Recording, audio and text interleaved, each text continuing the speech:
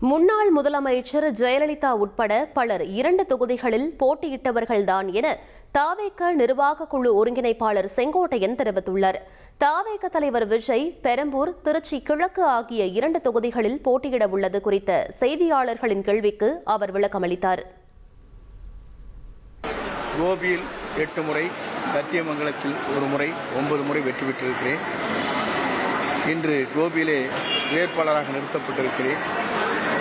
மக்கள் ஆதரவோடு, மக்களுடைய அன்போடு, மக்களுக்கு நான் செய்திருக்கிற பணியின் காரணமாக எங்கு சென்றாலும் இந்த 40 ஆண்டு காலம் எங்களை பொறுத்தவரையிலும் முழு பாதுகாப்பு அளிக்கின்ற நிலையே தான் உங்களுடைய பணிகள் இருந்திருக்கிறது என்பதை எல்லோரும் எடுத்துச் சொல்லியிருக்கிறார்கள்.